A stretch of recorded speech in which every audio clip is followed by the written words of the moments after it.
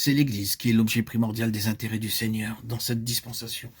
Tout dans sa pensée et son activité est lié à elle. Cela signifie que tout individualisme et toute indépendance, tout ce qui est simplement personnel, divisé ou séparé, ne peut certainement pas atteindre le but tout entier de Dieu et ne peut recevoir son sceau au-delà d'un certain point. Cela devra inévitablement s'arrêter et sera limité spirituellement. Toutes les ressources divines ont pour objet la formation et le perfectionnement du corps. Et les individualités ne peuvent arriver à la plénitude que d'une manière relative. Cela étant vrai, d'autres choses doivent en découler. L'Église doit être sur une base céleste et non terrestre. Une base terrestre amènera toujours des contradictions de quelque sorte. Tout ce qui, sur une base terrestre, est quelque chose qui distingue les enfants de Dieu par sa position, ses intérêts, ses relations ou son titre, est une contradiction à l'Église.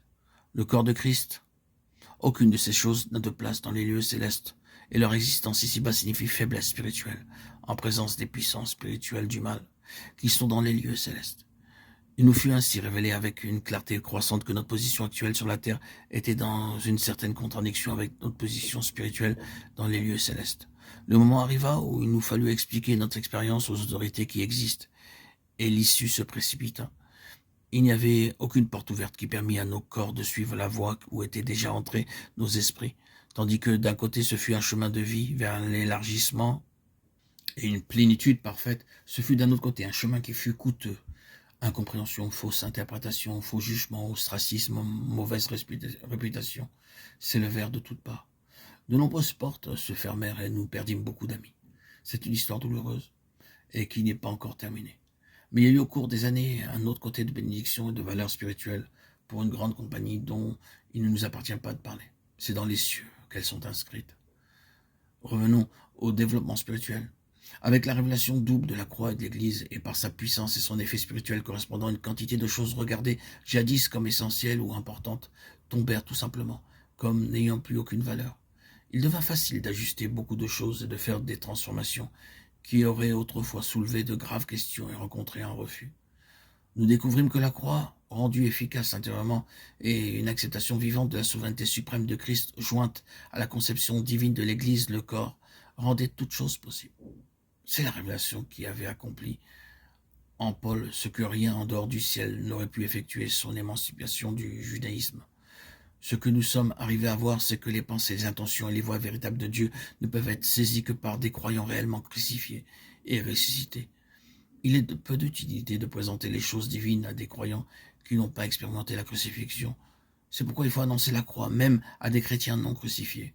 Pour nous, c'est ce que nous eûmes à faire durant 3 bonnes années avant de voir des signes réels d'un mouvement spirituel. Mais lorsque la croix fut comprise et acceptée, les changements furent étonnants. Avec la révélation de l'Église, le corps, une chose devint très réelle pour nous.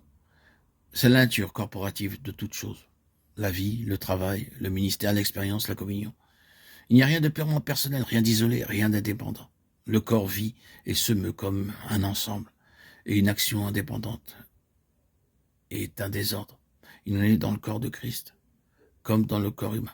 Cette conscience et ce fonctionnement du corps ont été un grand gain et ont signifié un grand accroissement spirituel. Cette vérité agit de bien des manières. Mais nous avons traité ce sujet assez complètement ailleurs. Les années ont passé, tandis que nous avons fait beaucoup d'expériences profondes sous l'action toujours nouvelle du Seigneur. Nous pensons pouvoir terminer cet audio en rappelant que le Seigneur se révèle toujours de manière grandissante dans la plénitude de Christ. Réunir en un toutes choses dans le Christ. Éphésiens 1:10.